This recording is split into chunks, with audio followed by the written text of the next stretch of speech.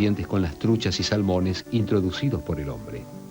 Cada pez tiene características particulares: peso, color, edad, tamaño y hábitos.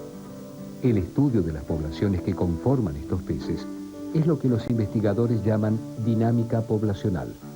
Esta es una de las tareas específicas llevadas adelante en los laboratorios del GEMARI.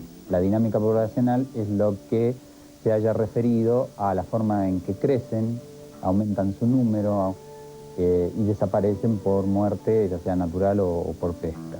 El técnico en acuicultura, Marcelo Alonso, es el primer eslabón de la cadena de investigación que se encarga de establecer los parámetros poblacionales de los especímenes recolectados en el lago. Básicamente el trabajo mío consiste en buscar muestras de estructuras que marquen la edad de los peces, como pueden ser las escamas. Las diferentes etapas de la vida del animal pueden verse reflejadas en una escama de este tipo. Estos círculos que se forman periódicamente cada entre 6 o 20 días, a los cuales les sigue una época de crecimiento más rápido, en donde los círculos están más separados. En esta escama en particular podemos encontrar que el pez vivió 2 años en un sitio de cría que podría ser un arroyo. Una tercera marca que puede estar relacionada con su migración al lago, que es un evento común en la vida de los salmónidos, y 2 marcas claras de crecimiento en el lago que se caracterizan porque los círculos están bien separados y hay alternancia de crecimiento de invierno y crecimiento de verano. Los peces, al ser animales de sangre fría, tienen ritmo de crecimiento diferente. Cuando hace calor crecen más rápido, cuando hace frío crecen más lentamente. El crecimiento es muy importante porque es uno de los factores que determinan la dinámica poblacional y por ende si una población va a crecer o va a decrecer, qué tan grandes van a ser los peces, qué tan viejos van a ser los peces, o sea, cómo van a usar los recursos que hay en el medio ambiente natural. La bióloga Amalia de Negri se encarga de la recolección de las distintas variedades de peces que viven en el lago para su posterior análisis en el laboratorio. Las investigaciones de campo realizadas en los lagos son llevadas adelante por distintos miembros del grupo, cada uno de los cuales desarrolla diferentes tareas.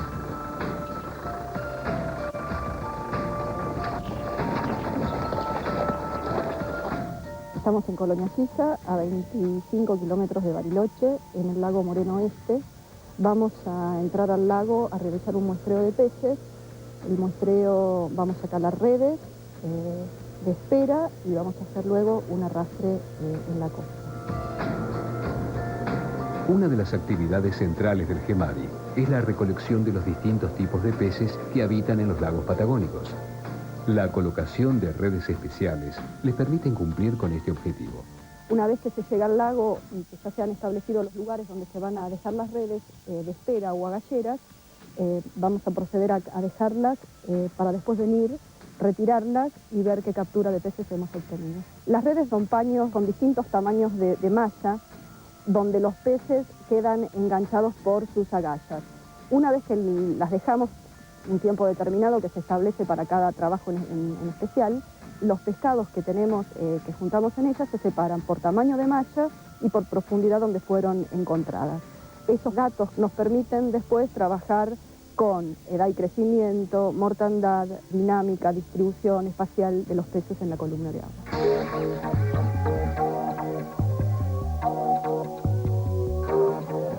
Justamente la gente del GEMARI, la gente del Grupo de Evaluación y Manejo de Recursos Ícticos, son aquellos que estudian la ecología de los salmones y de las truchas y que están, en este caso, en los lagos, en los embalses, en los ríos de la Patagonia, y en algún sentido sirven como recurso y de esa manera ayudar a las autoridades ejecutoras para entender cómo se pueden manejar en forma más racional. Es por eso que en esta segunda parte del informe vamos a escuchar lo que ellos tienen para decir y aportarle algo más a las autoridades al respecto.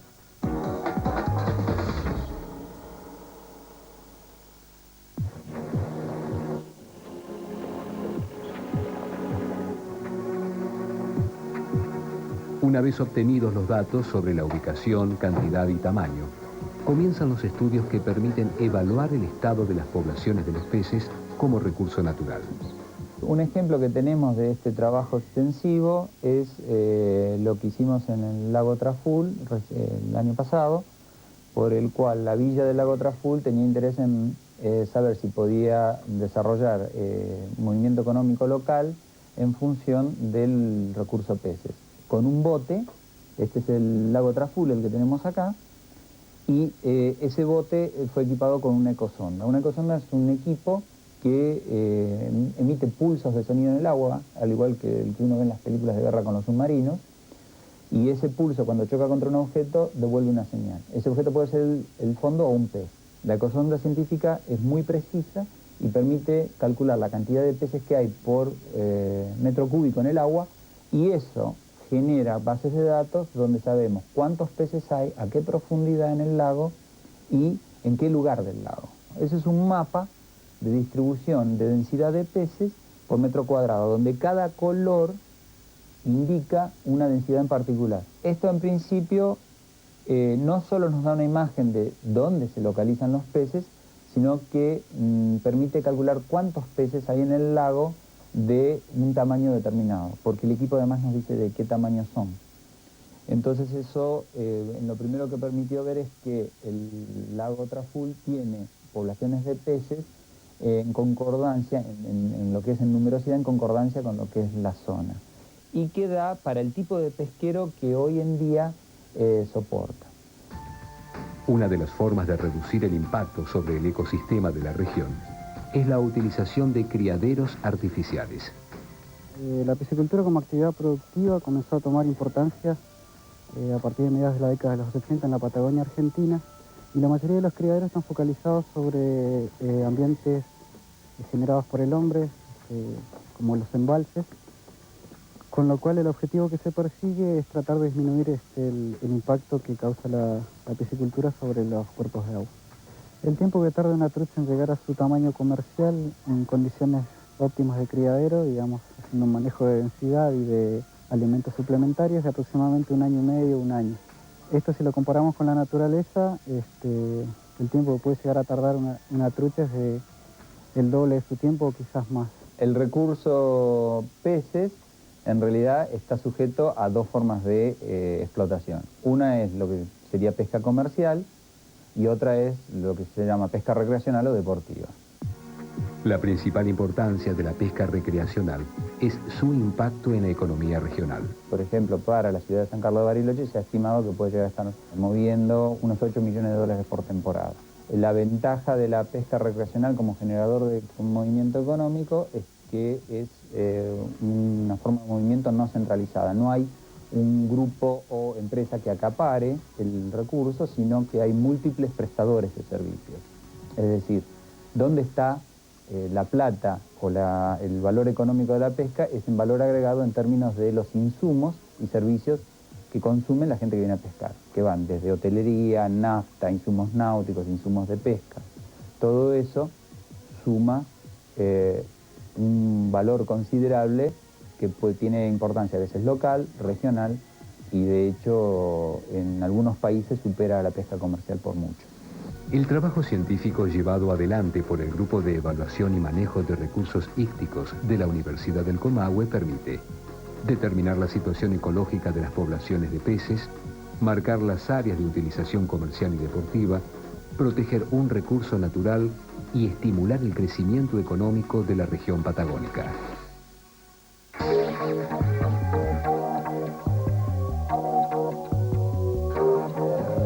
Cuánta poesía, cuántas canciones se escribieron sobre el significado de las flores, o mejor dicho, del gesto que encierra regalar una flor. Ahora, claro, no creo que ninguno de los poetas o escritores hubieran tenido en cuenta lo que significa amplificar alguna de las partes de la flor 3.500 veces. Bueno, lo que hicimos nosotros fue colocar algunas partes del polen, eso que le genera tanta alergia a algunas personas, en un microscopio electrónico. Y el resultado de eso, de ese experimento, fue el siguiente.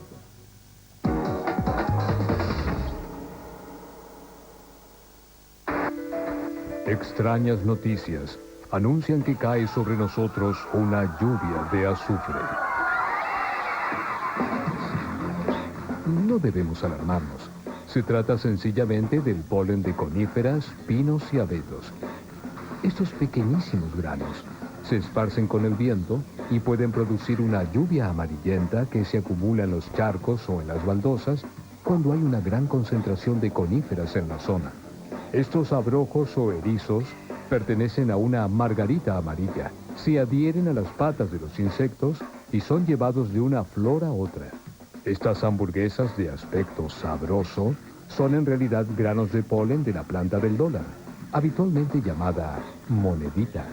Por otro lado, los granos de polen de la albahaca se asemejan a esponjas y el montón de pelotas de rugby son los granos de polen del níspero. Formas y figuras de diversidad infinita se encuentran escondidas de nuestra mirada en los universos ocultos del mundo microscópico.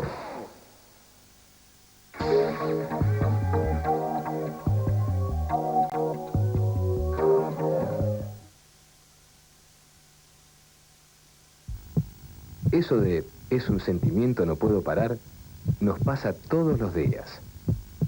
La Nación Deportiva, la pasión deportiva. Todos los días, todos los deportes. Influencia, Sonar, Paez, Cerati, Cantilo y más. Inspiración, copia, diferencia y semejanza del rock. Este martes a las 10 de la noche por Canal 7. Para terminar el día bien informado, Canal 7 Noticias en la medianoche, de lunes a viernes, al término de Bar del Infierno por Canal 7. Reciba las primeras noticias del día en ayunas. Infórmese antes. En ayunas, con Pedro Dizán, de lunes a viernes a las 6:30 de la mañana por Canal 7.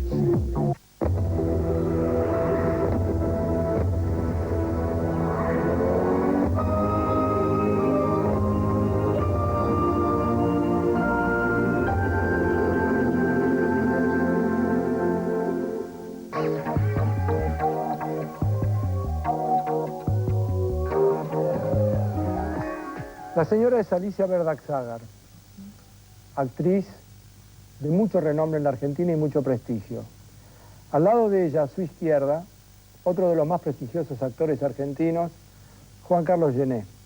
Y al lado de la izquierda está Alberto Segado, otro de los actores tan importantes que tiene la Argentina y tan ligado con lo que vamos a hablar ahora, y se van a dar cuenta inmediatamente, porque la invitación de Científicos Industria Argentina a estas tres personalidades de las artes en nuestro país tiene que ver con un episodio muy singular.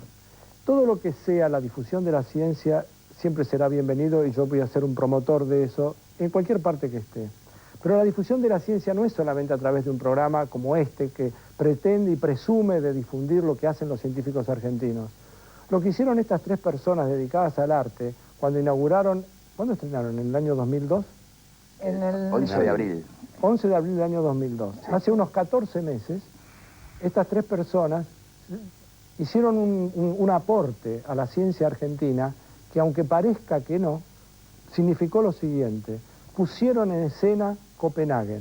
Para mí, una de las obras más espectaculares y más importantes que fuera representada en teatro argentino. Sé que soy parcial, sé que soy tendencioso, sé que soy arbitrario y tengo derecho a hacerlo porque total no me cobran por eso.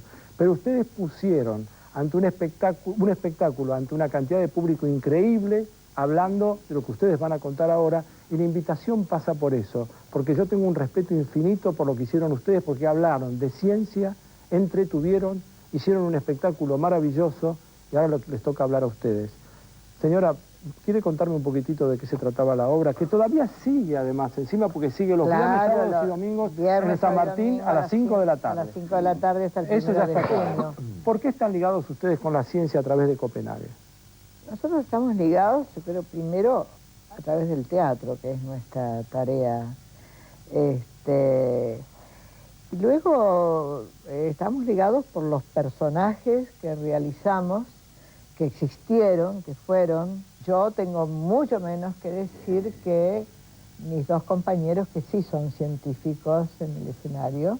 Bueno, Juan Carlos, le voy a preguntar a Juan Carlos. Juan Carlos, vos representás en Copenhague a Niels Bohr. Sí, bueno, ante todo, creo que corresponde aclarar que nosotros fuimos convocados por el Teatro San Martín a hacer esta obra que fue quien produjo el espectáculo y quien tuvo la idea inicial de hacerlo. Que dirigió Carlos Gandolfo. Y la dirigió Carlos Gandolfo. Sí, él nos convocó como actores y después de los tiempos habituales de ensayo nosotros estrenamos la obra. Ahora, ocurre que dentro de la distancia que hay entre el mundo de esta gente, de estos científicos, con el que vos estás mucho más familiarizado que nosotros. No estoy tan seguro. Ocurre que particularmente Bohr, para mi generación, formó un poco parte de los, como de los dioses lares, junto con Einstein, y sobre todo todos aquellos los que después del espanto de Hiroshima tomaron una posición frente a ese asunto, más allá de que asumieran también la responsabilidad de que fue gracias a ellos que todo eso se desencadenó. Y a lo largo de, bueno, de todo el periodo de la post-Segunda Guerra Mundial, uno fue siguiendo con mucha atención lo que toda esta gente opinaba y hacía, y la confrontación entre Einstein y los cuánticos, y la famosa búsqueda de la ecuación de unidad de campo, etcétera. A mí siempre, como digo yo, aún no entendiendo el idioma, porque para uno es como japonés, siempre me resultó apasionante. De modo que en todo ese tiempo yo jamás pensé que alguna vez iba a ser convocado para ser Niels Bohr. Nada menos. Muy sorprendente. Premio Nobel de Física y una discusión que mantiene Niels Bohr con el señor que representa a Werner Heisenberg, que era otro de los físicos, en este caso físico alemán. Niels Bohr era danés.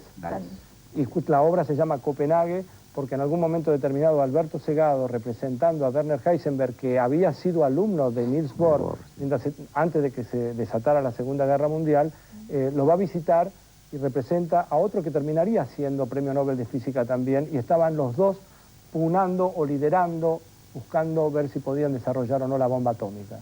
Alberto. Sí, estaban en su trabajo, estaban en su investigación. Lo que pasa que, bueno, la guerra hizo que determinada parte de la ciencia, como siempre pasa con la guerra, también fuera aplicada a lo bélico.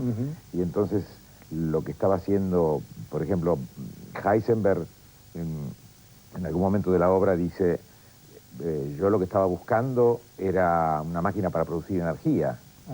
Y se topa con que en ese querer producir energía para impulsar barcos, para generar electricidad y para esas cosas, en un reactor nuclear del uranio y del uranio 238, que no es el que supuestamente produce la reacción en cadena, él llega al Neptunio y del Neptunio al plutonio. Y con el plutonio se da cuenta que fisionando el plutonio es tan fácil de fisionar como el 235.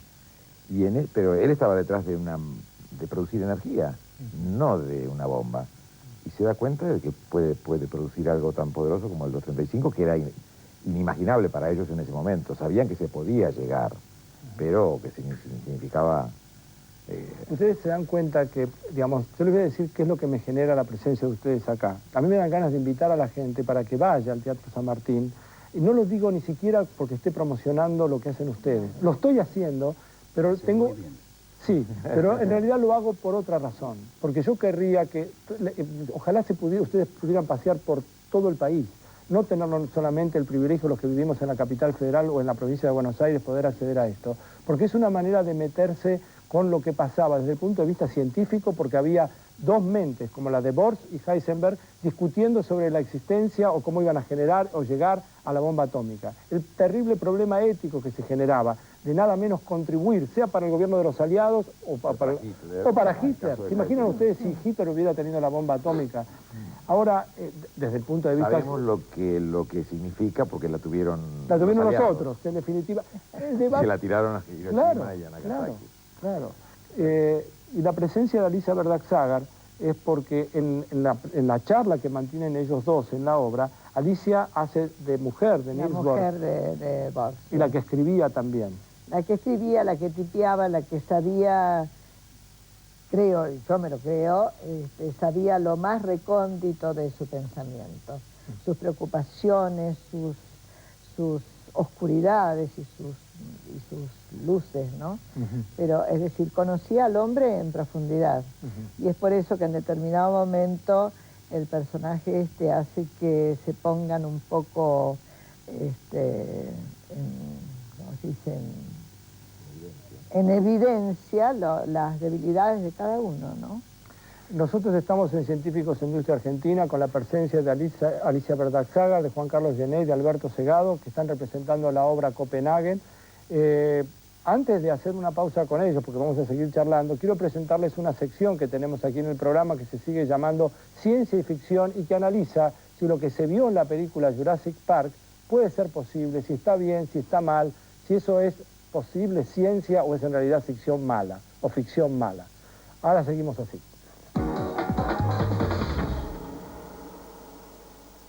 Welcome to Jurassic Park. Hoy analizaremos en Ciencia y Ficción algunos aspectos de la película Jurassic Park de Steven Spielberg. La película cuenta la historia de un grupo de científicos que logra recrear la vida de organismos extinguidos hace millones de años, los fabulosos dinosaurios. Según el film, los clonan o copian genéticamente a partir de una muestra de su ADN. En otras palabras, recuperan una ancestral molécula que contiene la información genética de los dinosaurios y por clonación obtienen numerosos ejemplares copiados de cada especie, a los cuales luego crían y colocan en un sofisticado parque de diversiones llamado Jurassic Park.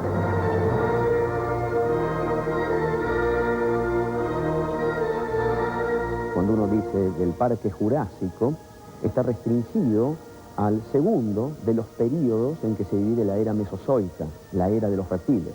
Esta era se divide en 3 periodos: el Triásico, el más antiguo, el Jurásico, el cual da el nombre a la película y al libro, y el Cretácico. Curiosamente, la mayoría de los dinosaurios de las últimas películas de Spielberg, sea tanto el Velociraptor, el Tyrannosaurus, el Spinosaurus, son todos dinosaurios que prosperaron en el último de los periodos, es decir, en el Cretácico. Pero llamar al libro ahora o a la película Cretaceous Park o Parque Cretácico, bueno, iba a implicar una modificación muy grande. En la película, los científicos obtienen el material genético o ADN de los dinosaurios a partir de una gota de sangre extraída del estómago de un mosquito que picó a un dinosaurio y luego quedó atrapado en una pieza de ámbar. En el caso del mosquito que había acumulado la sangre de algún dinosaurio que él había picado, si bien se conocen mosquitos en ámbar y muchos insectos conservados en ámbar, es decir, en la resina, ¿sí?, que la corteza de los árboles van exudando, quedan entonces apresados insectos, podríamos, en el mejor de los casos, obtener el ADN de ese mosquito, pero es extremadamente remoto de poder extraer de su aparato digestivo el ADN de un glóbulo rojo del animal al cual habían picado. Los simpáticos y vegetarianos brachiosaurios y los malévolos y sanguinarios velociraptors se muestran en la pantalla 2 y 3 veces más grandes que los tamaños reales que tuvieron estas criaturas cuando existían. Lo que sabemos, en base a los descubrimientos efectuados en Norteamérica y en Asia, del Tyrannosaurus Rex y sus parientes, podemos decir que este animal no superaba los 12 metros de longitud. Y además estudios recientes han demostrado que parece ser que no era un animal que corría mucho. En cuanto al dilofosaurio, en cambio, en el film se le redujo a la tercera parte de su tamaño real.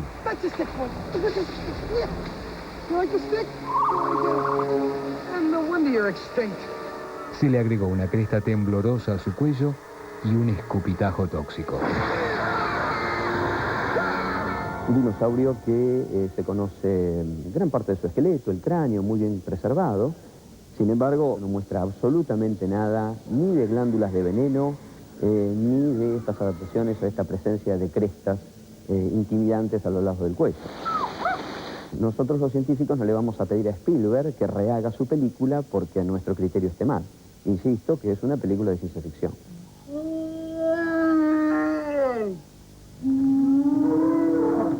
Estos son los datos exactos que surgen de la investigación paleontológica. Lo demás es ficción pura.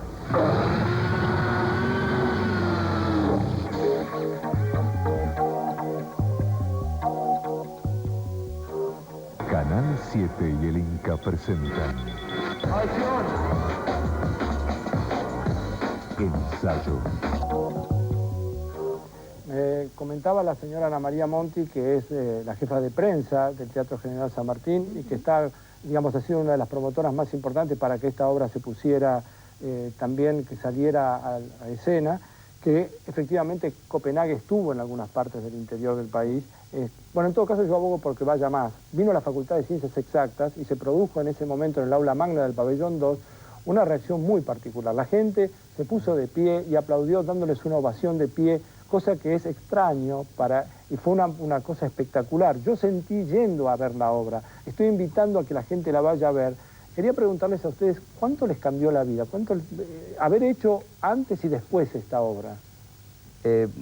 No, ocurre que uno, por una obra como esta, que es una obra muy excepcional, es muy temprano para evaluar de qué manera ha influido sobre uno, porque no es algo de lo que uno tenga conciencia, porque como el oficio de uno es encarnar estos personajes que solo existen en el mundo de la poesía dramática, y luego olvidarlos,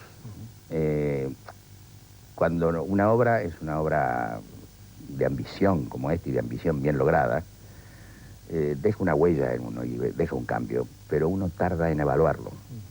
Desde ya hay cosas que en cuanto a mí yo puedo decir, así como durante mi época de estudiante, las ciencias duras eran mi paranoia, porque era un negado para ellas, o por lo menos eso creía yo, pero creo que estaba muy fundado en lo que yo comentaba antes, es decir, hemos estado tan pendientes en toda la época de la Guerra Fría, y en estos tiempos que vuelven a sonar aires muy extraños de este asunto de la fisión atómica y etcétera, que ha habido algo en el mundo científico a lo que uno se ha acercado inevitablemente porque le iba la vida en eso. Y de pronto esta obra a uno le trae todo aquello y lo trae junto con la profesión, junto con lo que uno siempre quiso hacer en la vida. Y eso indudablemente deja una huella importante. Claro, será interesante que pase más tiempo, sobre todo que dejen de hacerla para poder tomar un poco de distancia, porque yo tendría ganas de preguntarles si desde el punto de vista ético, a lo mejor alguno de ustedes ha empezado a reflexionar sobre cosas que simplemente al no haber tenido contacto con esto, hay preguntas que uno no se hizo y de pronto se empezó a hacer. De hecho, yo las vi en debates posteriores que cada vez que hay una representación en cualquier parte del mundo, hay a posteriori en general, yo lo he visto en Estados Unidos, debates discutiendo sobre la obra. Sí. Y a vos, por eso les pregunto a ustedes si les disparó algo también de esas características. No, en ese territorio no te diría, porque bueno, el tema de la ética no. A mí me sorprendió, por ejemplo, en la función que se hizo de Ciencias Exactas, un alumno, un joven de 20 y pico de años, más no tenía, 22, 23 años, que después de un pequeño debate que hubo acerca de la condición de nazi o no de Heisenberg, hizo un planteo que después yo, hablando con amigos míos egresados de Ciencias Exactas de la época de los 60, me decían que es un tema que viene desde entonces y que no logra instalarse dentro del mundo de las Ciencias Exactas. El tema es como que ha quedado, la ética ha quedado fuera del terreno del estudio, la filosofía, la ética. Este chico, me acuerdo que dijo, el problema de la ciencia y la ética empezó en el día que la ciencia se separó de la filosofía y la tecnología se hizo dueña, porque la tecnología es dinero, empieza a aparecer la utilidad de la ciencia y ahí aparece el caballero don dinero que pudre todo, digamos. Yo recuerdo esa observación. Esa observación que fue notable, ese chico, notable, que por encima sobrevoló una discusión que se había armado en ese momento y fue a parar a un punto que era como capital, ¿no? Que es la separación de la ciencia, la filosofía y la ética, y como materia de la que carece la gente que se está preparando, que si tiene la inquietud, sí, pero si no, uno ve como el científico es tomado por los laboratorios o por las grandes multinacionales en aras de hacer las patentes y entrar a facturar, digamos. Y ese es el gran tema ético que hay detrás de todo, no de la ciencia. Yo primero quiero agradecerles a los tres. Les quiero decir a la gente que está mirando este programa por Canal 7 en alguna parte de la Argentina que el privilegio de tener una obra de estas características representada en el país nos debería hacer sentir muy orgullosos, sobre todo por la calidad que realmente tienen en las actuaciones de ustedes. Lo digo sinceramente, no lo diría si realmente no lo pensara, no es protocolar. Ustedes me emocionaron y estoy invitando a la gente que la vea, y lo hago fervientemente y con mucho énfasis, porque no hay manera de salir igual. Uno entra, si desconoce el tema, entra de una manera y sale de otra. Y no sé si hay muchas posibilidades para que tenga uno la edad que tenga, en la vida cotidiana uno tiene la alternativa de... Es como, no voy a comparar con tener un hijo, pero quiero decir, para poner un paralelismo, llevándolo a un extremo, es un antes y un después. Yo creo que después de ver Copenhague uno sale diferente de lo que entró. Y eso a uno no se le provee en la vida cotidiana en muchas oportunidades. A nosotros tampoco se nos provee la certeza, no sé si de cambiar, pero de que algo acontece en el durante cada función, algo acontece que de verdad ni a nosotros ni a la gente que participa del hecho de esa noche la deja igual. Y no es una aspiración y un deseo constante de nosotros como actores producir el hecho teatral, es parte del sentido del hecho teatral, que de verdad realmente ahí acontezca algo que trascienda el mero momento ese. En esto está la certeza. Yo tengo la certeza de que cada noche pasa algo de verdad poderoso. Fuerte. Ahí, sí. Alicia Verdaxagar, Juan Carlos Gené, Alberto Segado, con la dirección de Carlos Gandolfo en el Teatro General San Martín, los viernes, sábados y domingos a las 5 de la tarde. No dejen de ir. Científicos, sí, vos te reís, pero es así, lo sigo pensando. Desde el punto de vista científico, desde el punto de vista político, desde el punto de vista ético, desde el punto de vista cultural, no hay manera de sustraerse porque esto forma parte de nuestra historia. A ver quién llegaba primero a la bomba atómica, la discusión que eso generó. Bueno, Científicos de Industria Argentina quiere hablar ahora proponiéndoles pensar, todo el mundo sabe lo que es esto, pero esto es una cámara de fotos, pero una cámara de fotos tiene flash. ¿Cómo funciona el flash? ¿Desde cuándo hay flash? Acompáñame. Para sacar fotos, lo más importante, más allá de tener una supercámara, es la luz. Sin luz o con poca luz, no hay fotógrafo que valga. El flash viene en ayuda, emitiendo luz durante un instante muy breve que coincide con la exposición de la película y alcanza para que se imprima la imagen. El flash de una cámara simple se parece mucho a un tubo fluorescente.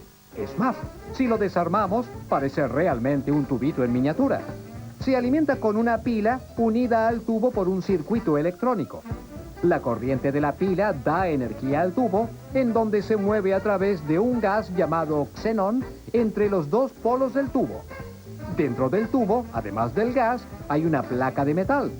Cuando pasa la corriente, el gas xenón se energiza y emite luz. ¿Qué quiere decir que se energiza? Cuando pasa la corriente, algunos electrones de los átomos del xenón se mueven libremente por el tubo del extremo negativo al positivo. Estos electrones saltarines estimulan a los átomos de xenón y hacen que genere luz. Se necesita bastante energía para producir esto.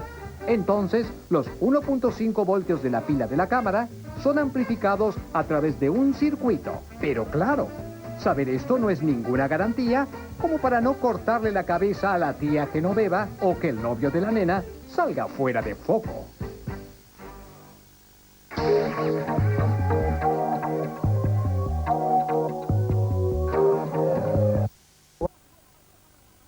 Los argentinos en el tenis de Roland Garros. Además, la presencia de Carlos Heller para hacer un análisis de todo lo que viene económicamente. Los esperamos este martes bien tempranito aquí en Canal 7 con nuestro desayuno. Más que noticias.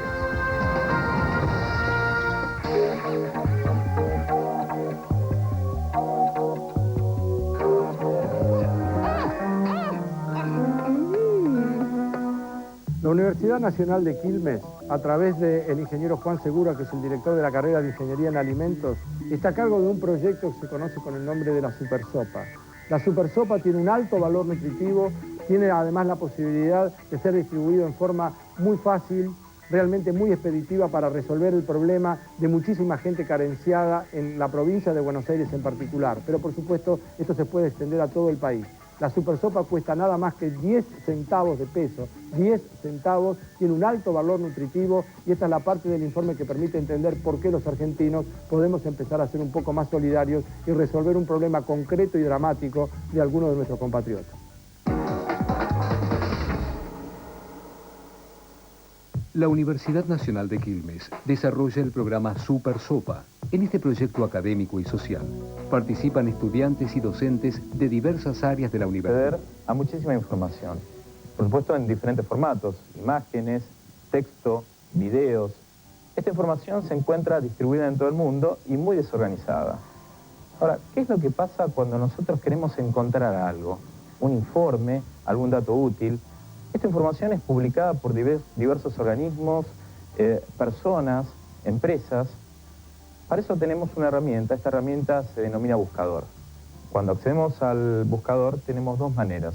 Una a través de la palabra que deseamos buscar, tenemos una ventana en donde podemos ingresar esta palabra y afinar si queremos la búsqueda agregando algunas condiciones. Por ejemplo, que la búsqueda de la palabra sea estricta, sumar algún otro término o sacarlo dentro de una oración. La otra manera es ingresando a través de un catálogo. Este catálogo temático es jerárquico y permite al usuario navegar a través de él para hacer la búsqueda que está deseando. El índice o inventario de Google comprende más de 1.000 millones de direcciones URL. Los buscadores son grandes bases de datos. ¿Qué es lo que tienen estas bases de datos? Todo el contenido de la web. Los buscadores tienen unos programitas que se llaman spiders, arañitas, que recorren toda la web 7 por 24 por 365 días del año. No descansan. ¿Y qué hacen estas arañitas? De acuerdo a lo que un programador le dice, rescatan de todos estos sitios web la información hasta determinado nivel. Lo llevan a esta base de datos y un segundo programa los ordena y los cataloga en algunos casos. Ese contenido está vivo, se actualiza constantemente. Estas arañas entienden esa actualización, la toman y la llevan y renuevan esa base de datos. Google recibe 200 millones de búsquedas por día, es decir, 1/3 del total de búsquedas que se hacen por día en Internet. Además, el tiempo de respuesta promedio es de solo medio segundo, lo que convierte a este sistema de búsqueda en el más grande y rápido del mundo. Hay buscadores que son generalistas, hay buscadores que son temáticos, hay buscadores de buscadores y hay buscadores que vinculan con todos los demás. Este último grupo va a permitir o nos permite a nosotros hacer una búsqueda muchísimo más fácil y más rápida. Internet rompe fronteras, pone a disposición de todo el mundo una cantidad infinita de información. Al crecer tanto Internet, el buscador se va a convertir en el portal del futuro. Nos va a permitir ingresar a este mundo de Internet de una forma mucho más organizada y prolija. Entonces, el buscador obviamente es el bibliotecario cibernético del futuro.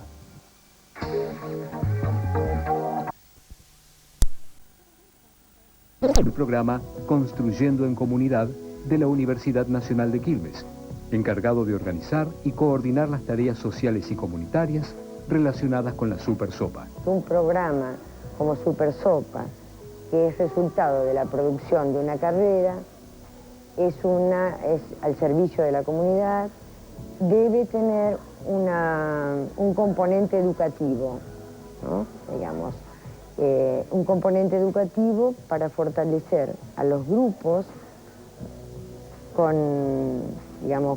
beneficiarlo con la sopa, pero además fortalecerlos en aspectos educativos que tienen que ver con los servicios. Me parece muy bueno que el proyecto en el que participo no solo nos forma de manera técnica y práctica, sino que el fin último, o primordial si se quiere, mejor primordial, sería el fin social, porque como pasó hace un par de semanas, se mandó toda la producción que habíamos hecho a Santa Fe y vimos que el esfuerzo que habíamos hecho desde que comenzó el proyecto, todo el esfuerzo que pusimos, llegó a lo que la gente que realmente lo precisaba. O sea, es como que uno pone un granito de arena para que las cosas salgan un poco mejor. Esta planta no solo tiene un fin educativo, sino el fin social, que es también lo que a uno lo pone bien trabajar en la planta y bueno, y le hace levantar todos los días con ganas, ¿no? Particularmente a mí este proyecto me produce una gran satisfacción porque me permite emplear mis conocimientos técnicos y mi energía, digamos, volcarla en dos cosas que me encantan, una que es la formación de profesionales y desde un punto de vista muy particular, muy personal, y su producto de ese proceso es un alimento que va a tener una incidencia directa en la sociedad que me rodea, que uno no puede sentirse excluido por más que pertenezca a una universidad. Uno forma parte de esa sociedad y hay que trabajar para eso.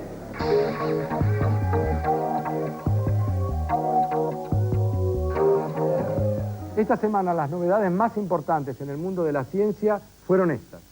El Instituto Tecnológico Buenos Aires realizó la 5ª Feria de Ciencias Informativas con el objetivo de presentar a la comunidad los proyectos que realizan en las aulas del ITBA cada año. Esta feria de electrónica es la segunda que se realiza y tiene como objeto mostrar todas las experiencias que hacen nuestros alumnos como parte de sus desarrollos en la carrera de electrónica. Los alumnos, en su mayoría, están cursando los últimos años de las carreras de Ingeniería Electrónica, Ingeniería Industrial e Ingeniería Robótica. La feria los reúne para que ellos expongan sus proyectos y refuercen su orientación vocacional, demostrando qué es lo que puede ofrecer la ciencia y la tecnología a la sociedad. Uno está cansado de ir a ascensores donde uno está en planta baja, toca un botón y en vez de venir más cercano se van para arriba o me viene otro. Entonces diseñamos un sistema inteligente. Entonces yo llamo al ascensor y manda al más cercano, siempre. Además es un sistema con memoria.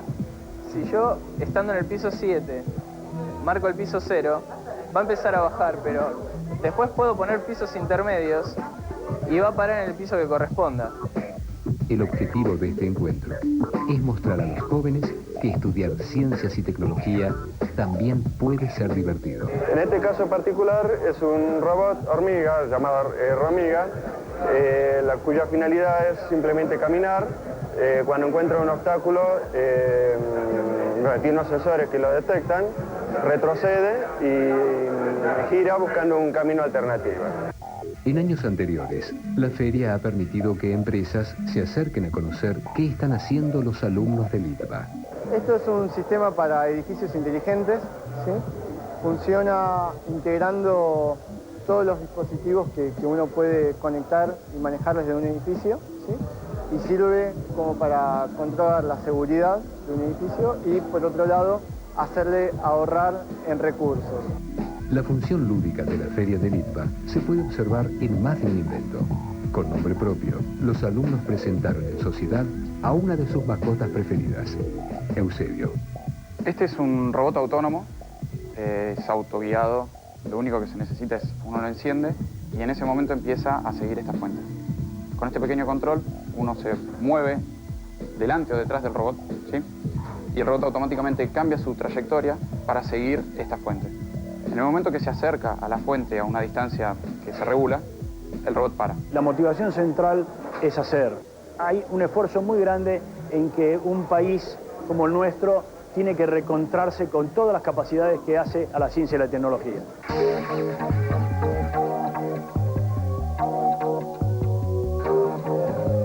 Aún los más neófitos, en algún momento al meterse en la cocina, pretendieron agarrar un huevo y tratar de hervirlo.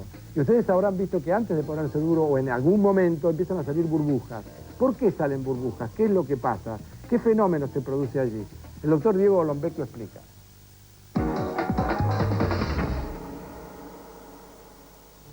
Adrián, ¿te acordás que doña Petrona solía decir que cuando empezó no sabía ni hacer un huevo frito? Bueno, los huevos son muy importantes para la cocina científica, porque podemos aprender un montón de cosas de una fábrica, de una gallina.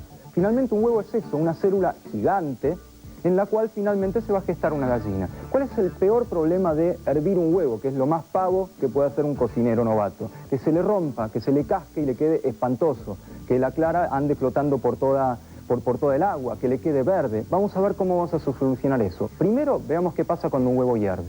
Acá ya pusimos un huevo en agua hirviendo. Salen burbujas del agua, del vapor de agua, pero además vamos a ver que salen unas burbujitas del huevo mismo, de la parte más ancha del huevo. ¿Qué es? ¿De dónde sale ese aire? ¿Qué tiene que ver con que el huevo se nos rompa o no? Ese aire que sale, esas burbujitas que salen del huevo, es aire que está atrapado dentro del huevo. ¿Cómo es esto adentro? Tenemos la yema, la clara rodeándolo y una camarita de aire aquí abajo, que es de donde sale justamente esas burbujitas que vemos. Cuando nosotros calentamos muy de golpe el huevo, ese aire se quiere expandir, como todo aire que está siendo calentado. Si eso es muy de golpe, rompe la cáscara, se nos craquea el huevo, se sale la clara por toda el agua y tenemos un huevo espantoso. ¿Cómo podemos solucionarlo? Haciendo un agujero para que ese aire salga mucho más libre. Esto da miedo, ¿sí? Hacer un agujero en un huevo que uno después va a poner a hervir. Pero les aseguro que no pasa nada. Si uno lo hace con mucho cuidado, este agujero va a permitir que salgan muchas más burbujas de aire de esa camarita que tiene como reservorio. Se puede hacer con un alfiler, se puede hacer con una aguja, o directamente, si uno no tiene nada de eso, puede hacerlo con el pulgar. Ahí está. Ahora lo pongo al huevo a hervir. Fíjense, de la parte más ancha del huevo sale como un chorrito de burbujas, porque estoy permitiendo, de la parte que yo dibujé ahí abajo, estoy permitiendo que se vaya todo el aire. Este huevo va a salir perfecto. Va a ser un huevo duro perfectamente redondo, no se va a craquear y además, a medida que la yema, que la clara se va cocinando, va a ocupar ese espacio de aire. Va a salir perfectamente redondo, no va a salir con un huevo de Colón achatado que uno puede dejar parado. Va a salir precioso, ¿sí? Ya lo tenemos aquí al huevo hirviendo, lo dejamos unos 10 minutos, 15 minutos. Segundo gran terror del cocinero de huevos, o de la doña Petrona novata, ¿sí? Que se le ponga verde, ¿sí? Los huevos uno los cocina además y de pronto sale una porquería espantosa verde en la yema. Eso es una reacción química. Adentro del huevo hay unas sustancias que contienen azufre. El azufre calentado se pone verde, además huele mal, ¿sí? Si uno se olvida de esto y se va a hablar por teléfono y vuelve después de un rato, se le evaporó todo el agua, se le craqueó el huevo y encima lo abre y le salió verde. La solución a esto es calentar muy despacio, hacerlo a fuego lento y además en cuanto esté hecho el huevo, después de esos 10 minutos de hervor, sacarlo e inmediatamente ponerlo en agua fría. Ya cocinamos los huevos. Tenemos huevos duros, huevos que no eran, y nos olvidamos. No sabemos cuál es cuál. ¿Qué forma habrá de saberlo sin tener que romperlos y perder un huevo? Bueno, hay una forma muy sencilla.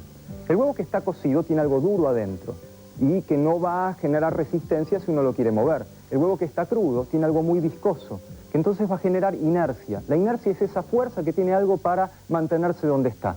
Si yo los pongo a girar, un huevo duro y un huevo no cocido van a tener que girar muy diferente. Vamos a ver cómo giran estos dos huevos. Yo no sé cuál es crudo y cuál es cocido. Giro este primero. La verdad, mucho no le gusta girar. Giro el de al lado y anda fenómeno. ¿Por qué pasó eso? Este que le costó girar tiene algo blando adentro. Cuando gira, ese algo blando no gira tanto. Le cuesta girar y genera una fuerza hacia el otro lado. Tiene inercia. Este huevo cocido que giró como loco es totalmente homogéneo. No hay una inercia. Gira lo que está dentro junto con la cáscara. Con eso ya puedo saber que este huevo estaba cocido y sin ningún problema lo puedo tirar sobre la mesa.